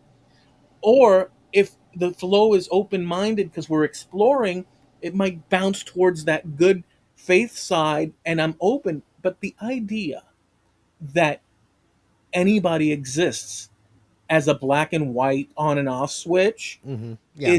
is not accurate, because we do have all these feelings and situations and Sure. times where something is appropriate or not, and people misunderstand each other. So I'm not arguing any of that. The reason I was bold with my critical thinking claim in the beginning was to exaggerate the importance and liberation force and the affront that it is to people at any level. It would be to me if someone's, whoa, what are you know, because the idea of challenging preconceived ideas is literally an affront to our stability, because we live in little cubicles of how we believe the world to be. It happens to me. That's absolutely true. It happens to you, to everybody, because we're human beings. And so that's basically my position on this, that Mm-hmm. I agree with you. Children have to be learned discipline. You can't cry on the floor But over candy. I agree with Steve. mm-hmm. But but but just the same, I'm saying that we're missing this critical thing broadly in society, in Yes. terms of schooling, is what I'm Yes. saying. So that's And my and own argument. and I'll agree with you, because this overall thought that if I disagree with you on anything, if I disagree with you on brown shoes versus black shoes, that means we're enemies. No, it could. There is no critical thought in that conclusion based only on the color of your shoes. No, no, and it could. And by the way, it could. Okay, so like it could, depending on the pettiness of people, it could result in that. Well, it You know can what I'm saying? result in that, but it doesn't automatically mean that that's No, so. We're no, both wearing black rimmed glasses. If Steve's sitting there wearing gold rims glasses, that doesn't mean he's our enemy. no. Anything that Steve has, Mm-hmm. the way I see it. And by the way, this is a challenge because remember, again, I Mm-hmm. understand. Yeah. I have. Look, Well, I have my ignorance. I have. this Well, let is me. this is more for the folks out there. You Yeah, know. so I have my ignorance. Mm-hmm. I'm not claiming that I'm less ignorant than anyone. Mm-hmm. No, no, no. I have the corridors Mm-hmm. with torches turned off, and Mm-hmm. I'm walking through, depending on the topic, like let's say Yeah. whatever the top. So if we say apple pie and we explore the apple pie topic, um dude, I know certain things of the ingredients, this and that, but there's whole areas that are darkened without lit up torches, that I don't have access to, and whatever that is, I find out as I go. But if I don't go, I don't find out. So here's why I'm Yeah. saying that Steve, as an independent human being, I don't have access to his mind. What happened? It is actually at silver frame, so this must be war. So Steve, Oh, he's one of those silver frame guys, huh? well, let me. Yeah, go ahead. So Steve, as an independent individual, I don't have access to the things in his mind. I don't have Mm-hmm. access to his Yeah, intentions. yeah. I do Nobody's not. debating that. well, no, let me say, I don't have access to Steve's intentions. Hmm. Like, I'm not, I can't open the book of his mind like I could a book of a book and say Hmm. the author suggests Yeah, that. yeah, no, yeah. Nobody's debating that, man. I don't have access to Steve's um, shortcomings, um, um, outstanding merits, um, deep insights, worries and concerns, Yeah, I get it. all the things that encompass Steve. And by the way, this I'm using Steve as an example, but it could just be me. Yeah. But except that, but let me get to the point that I'm getting at. So, in order for Steve, what shortcomings? So, in order for Steve to transfer, if he wanted to, what he wants to convey to me, Hmm. he has to use something like the English language in this case, or whatever. And we've talked about this before. Yeah. And once he transfers that, I get a clue, an inkling as towards what Steve is suggesting. Hmm. But bigger than that, Steve has things that are wise to understand. It has to be. So you, me, every Linda, Jim, if he's out there, just everybody has clarity over things that I lack Hmm. because I didn't reach those little corridors. Hmm. Yeah. But they were focused on that for whatever reason in their lives that they had. Everybody has insights. Hmm. So I don't have access to that, and the only way to tap that is is for him to allow. Hmm. So so so I'm not suggesting.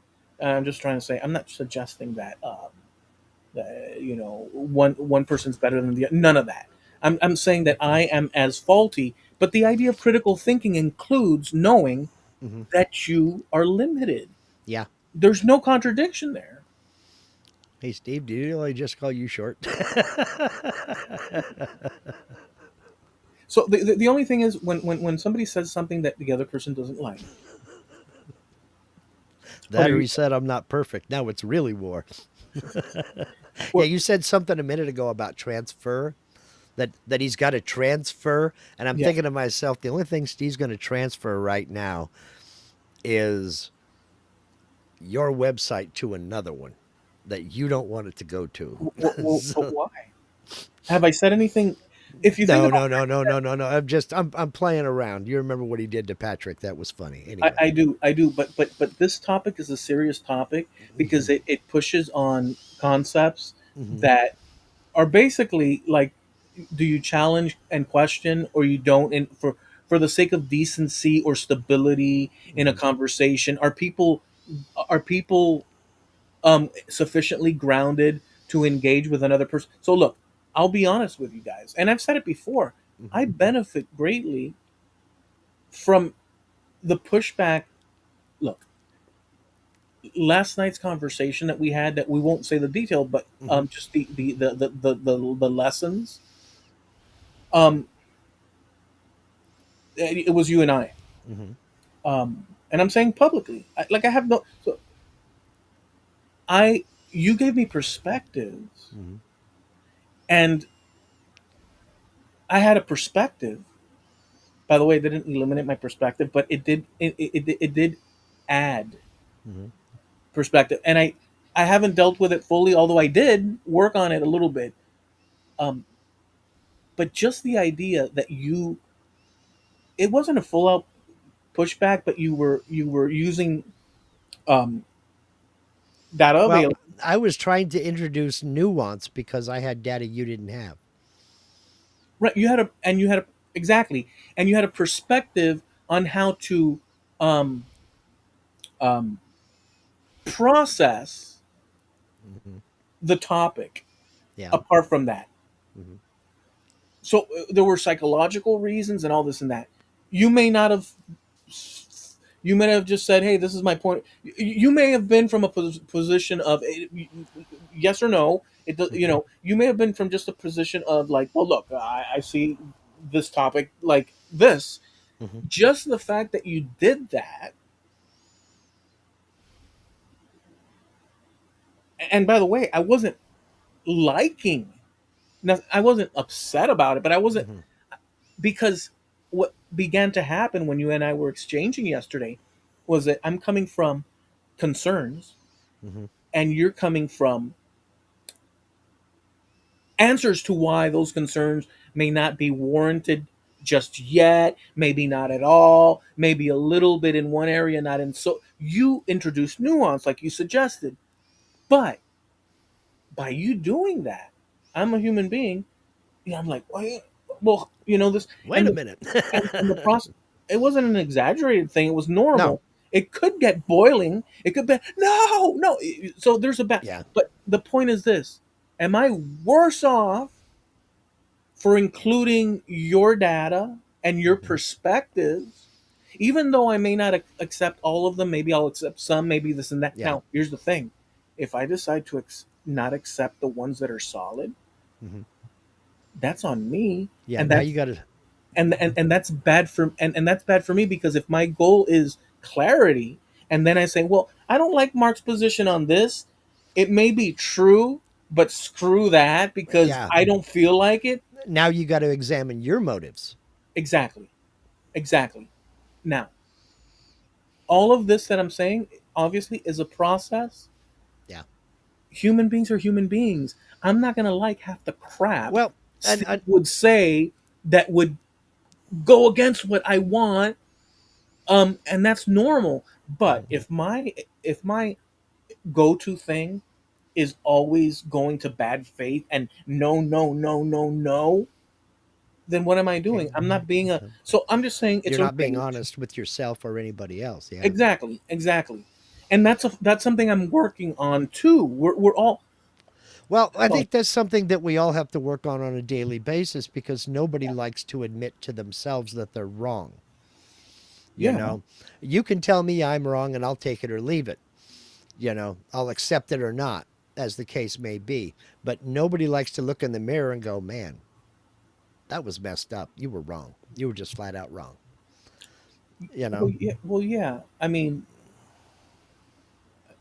you know, I had a interaction with a person.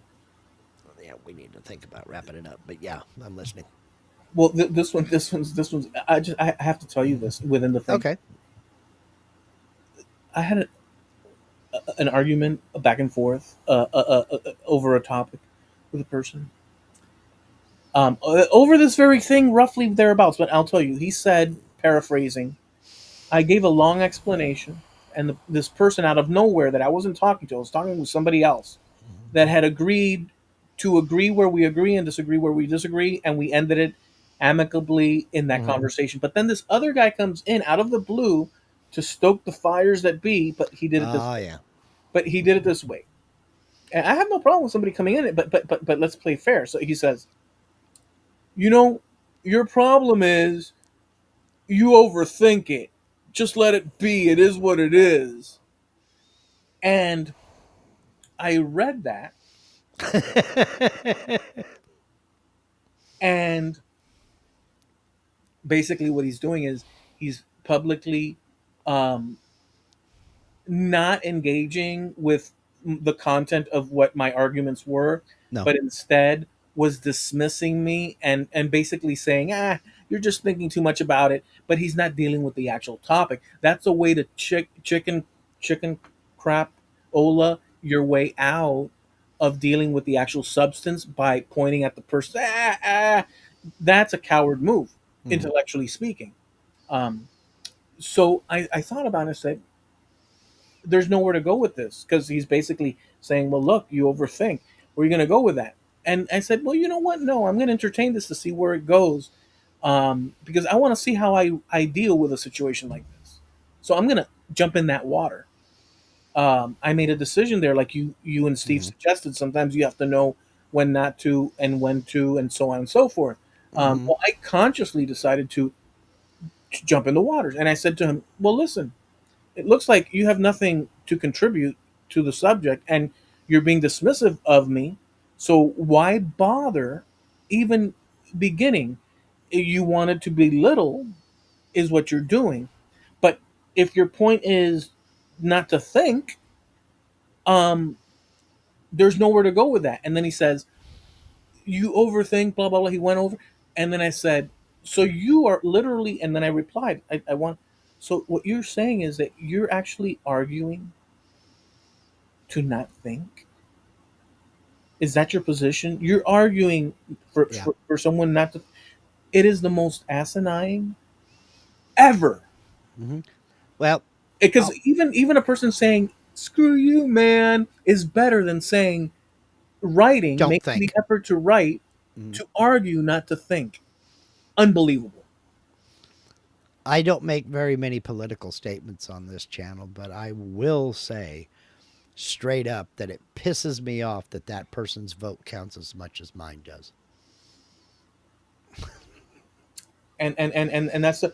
But he wasn't arguing that not to think. He was just trying to belittle me with Sure, a cute he little thing. was he was flexing his keyboard warrior muscles. Right. And you know what? I've got a one of those animated GIF files. I say GIF.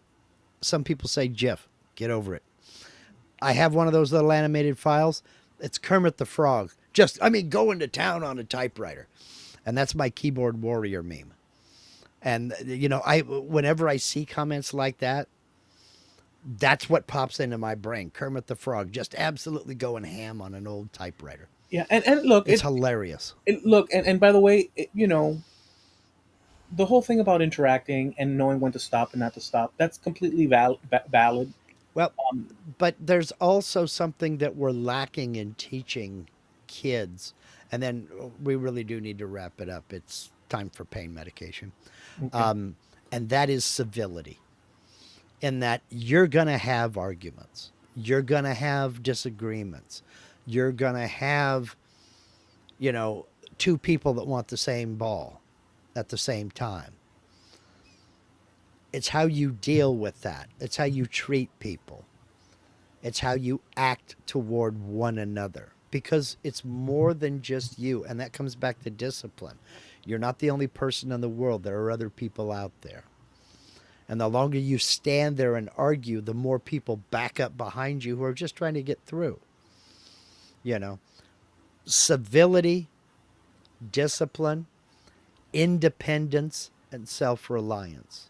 I think those are the ones that need to be really harped on with our kids, our grandkids, and the school's not going to do it because, as you say, it does fly in the face of everything they want to teach. Yeah. So it's up to us to teach it. But how about the critical thinking aspect, the Well, the challenging? critical thing, yeah, and that's all a part of it as well. And that when the teacher says one and one is two, it's okay to accept that one and one is two. But if the teacher says one and one is three, it's okay to challenge that. No, it's okay to challenge anything. Yeah, well, it is in the proper time and place.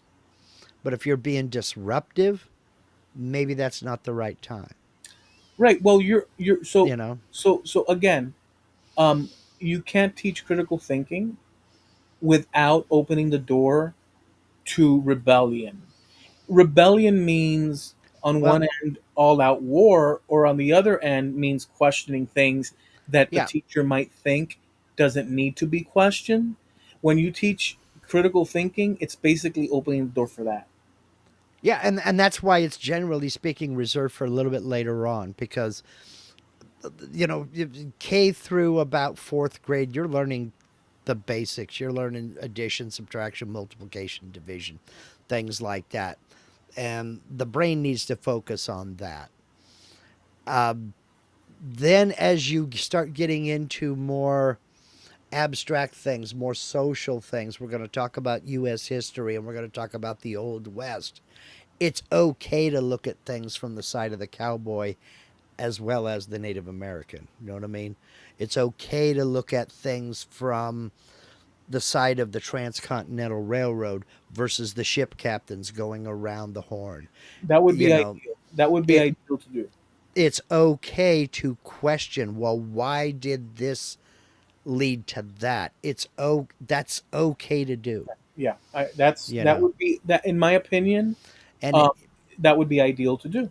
And in fact, it should be encouraged because for the one kid who's willing to ask that question, there's probably two others that have the same thing on their mind. And maybe for one reason or another, they just either don't have the courage or don't have the sense to ask.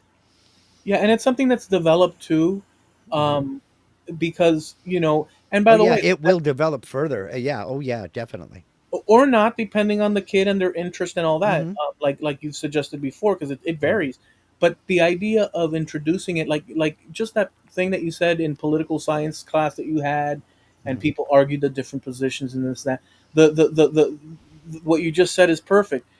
To view things from other people's vantage points Mm-hmm. is so helpful, because it gains the individual, the child, the student, um, perspective. Well, Maybe not at the time, but in the future, they'll have that memory, possibly, of, wait, I can think, what would that person be thinking because they're in this circumstance.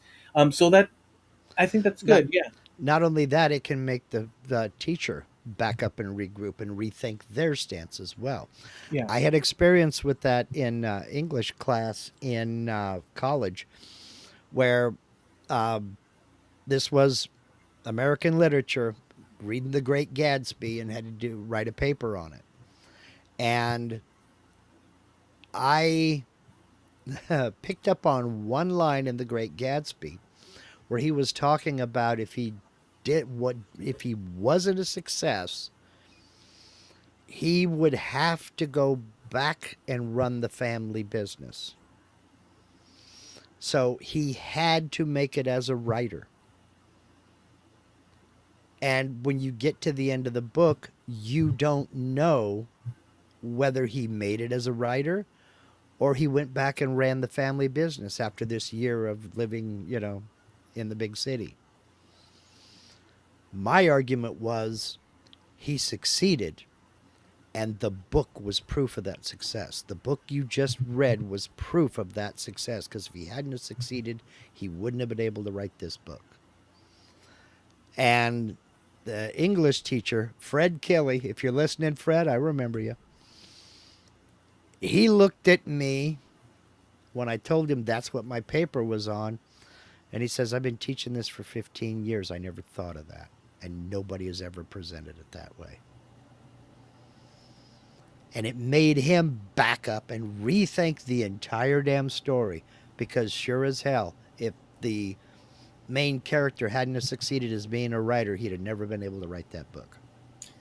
And you, because of your because of you critically thinking and processing the information Exactly. and playing with it however you did, Mm-hmm. you entered a corridor or Mm-hmm. labyrinth and lit those torches, and you saw this thing in Well, front of you and you offered it, and then you got that reply. That's a perfect example of why yeah. critical thinking is, because if you were to Mm-hmm. follow orders. Well, I was following orders. I just interpreted the book in one way that was totally outside the box. But let me explain, because I want, Yeah. if you or anybody follow orders within brackets, within Mm-hmm. bookends, and you maintain yourself within bookends, then you do what was expected of you. Mm-hmm. But that is, I Well. guess, acceptable. But that's it. Mm-hmm. But if you explore and you branch, depending on what it is, it could be Mm-hmm. a guy playing guitar and he finds a new chord, or Mm-hmm. whatever. Um, it's that expanding or pushing against walls that creates it. Again, with Steve's comment Mm-hmm. of, what was it he said? He said, but you have to know, um, When to have that argument? Yeah. when to have that argument. Completely fair. Mm-hmm. That's completely fair. All of Well, it is completely fair. well, basically, my thing was, you can look at something 100 times and it be just absolutely normal, but you look at it that one time and you think that's dumb. Why do we do that? You know, you look at it 100 times and it not be done, but that one time you look at it from a little bit different angle, it's like, Yeah, how the hell did we miss that? yeah, and it depends on Oh, it depends on the person's interest, mm-hmm, like you've said many times, of what they're focused on and so on and so forth. But mm-hmm. I'll just end with this thing. Yeah, we need to 'Cause wrap up. I felt that we were working in an area of the choice between, um, or the balance between critical thinking and discipline required for people to function in a proper way, where Mm-hmm. they're not trampling Right, over other people, be right. it due to selfishness, greed, bravado, and just recklessness and things like Mm-hmm. that. Like we Sure. were dealing with those things, but there was this aspect that I'm interested in, uh, which is the critical thinking thing, because I suggested it as a missing factor in your earlier Yeah. explanation. Um, I recognize publicly, and I have to honestly, that I am more ignorant. Say it loudly because it's the truth. I am more ignorant than I am knowledgeable. Yeah. If there was Yeah. a pie chart, Mm-hmm. this is just, and I'm not saying this for you. Although it's good to practice humility, but I'm not saying it for the sake of humility. Mm-hmm. Although that's included in it because it needs to be, because it is. Because to say such a thing publicly, people would say, "Well, whoa, I mean, hey, yeah." But transparency, clarity, for my sake, because if I do that publicly, it brackets me, just like what Steve was suggesting. Mm-hmm. So I'm doing it now, um, sincerely, because how do you go back from it? How do you worm your way out of it? Yeah. I am more ignorant, as a matter of fact, of course, than I am knowledgeable.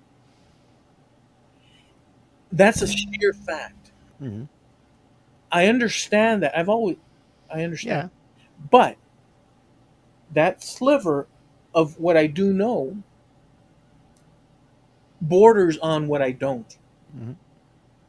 And there's that border. Mm-hmm. And my process of pushing does not mean necessarily that I'm going to succeed in advancing and then acquiring more knowledge, but I do in a sense, because you get to learn how things react when you push on the envelope, even if you don't learn the actual lesson, but Mm-hmm. you're feeling around a darkened room for those light Yeah. switches. Um, the act of doing that does not mean guarantee you that, oh well, now no, it's just a process that's ongoing. Mm-hmm. So again, that's my understanding. That's literally my understanding. And I think it's important to know. So maybe humility is a necessary part of it too, because um, the things that you said yesterday, you weren't being contentious, because it might sound like that now. No, and if you remember, I wrapped up that thing by, look, I'm not trying to win. No, no, no. I understood. I Oh, understood. okay. But we weren't even dealing with a win lose situation. But Right. we were discussing something. But anyways, but we did bring that up. Mm-hmm. Um, the fact that you introduced things that I don't know, which happens in every conversation, to one degree or the other. But if I were to block myself from hearing or internalizing and dealing with the things that you put Well, forward, just other perspectives. Yeah. then am I better off? I don't know. Maybe I'm better off to protect how I see the world, but I'm not better off. Don't confuse me with the facts. My mind is made up. Right. So I mean, whatever. That's the point. I think it was a useful thing. Yep. Um, Yep. Yep. today's conversation. Before we start landing the plane, I have to say we have new digs here. We're using a different streaming software. This is called EV Mux. And as such, it's kind of like being in a new room. It's a new workspace. We have a few different things here. There are some controls I don't have. There are some controls I do have that I didn't have before. All of that to say, that the cool banners I had in StreamYard I don't have. So when we do our exit, you're not going to see the scrolling disclaimer across the bottom, and I don't have the big Harneo Media sign. So, Steve, you're going to have to help me out with that. I'm sorry, I'll get them put in this week. Let's go ahead and land the plane. All right. I was just looking. I had the comment thing collapsed. This is a Mm-hmm. new thing, like Mark was saying. So I was waiting for Mark to tell me what was being said. I just popped it open now for and saw it. I'll do that right next time. We go live every Tuesday at 9:30 Eastern, 6:30 Pacific Coast time, and we do that here on the Trampled Underfoot podcast show on YouTube. We also have a Facebook page, and you can check that out. We usually post links and images or and such videos of the things that we talk about here. So be sure to check that out. And we also have a website that's called trampledunderfootpodcast.com. And you can catch past episodes over there as well. We'll be here next week, same time, same channel. And we're also sponsored by Harneo Media, and the reaction of these titles is just a little bit slow. So I have to kind of play with that. We're Learning. It's a learning, what do they call it? It's a teachable moment. Yeah, right. Harneo Media, but you know about it. I've been telling you about it for several years. If you haven't gone to Harneo Media, why not? If you haven't gone through Harneo Media to set up your website, well, why not? Do yourself a favor, head over to harneomedia.com, check out the services that are offered, and hit that contact us link. I mean, maybe you're thinking about a web store. Maybe you're thinking about getting some merch designed so that you can offer t-shirts, hoodies, coffee cups, mouse pads, whatever it may be, with your logo on it. Steve can hook you up with a print on demand company that'll take care of all the inventory. They take the payments, they cover the taxes and all that other stuff. You just simply design the merch, put it up in your web store, and let the orders come in. So if you're getting tired of paying commissions to third party websites, you're getting tired of listing fees, when you go to list your product or service through some third party website and you want to take better control of your business, there's no better way to do it with your own website. So get over to harneomedia.com, click that contact us link, and shoot Steve a message. That's harnealmedia.com. That's HARNEAL media.com, sponsor of trampledunderfootpodcast.com. All right. Well, heck, we did. This was a great one. I'm sitting here while you're saying that thing. I'm listening, but I'm thinking that man, that was a topic. That was a pretty like what do you call that soup? Chunky or whatever topic. Um, there's a word meaty or beefy. There's a word for it. In any event, it That's was heavy, great. man. What was it? That's heavy, man. Yeah, it was heavy stuff. Um, so thank you guys for hanging out with us. Be safe this week, but do the things that you love. Enjoy your time, and we'll be here next week again. So we'll catch you then. Peace out. See ya. Do I Wouldn't just want to press the be red? ya. Do I Oh, press the red I'll button?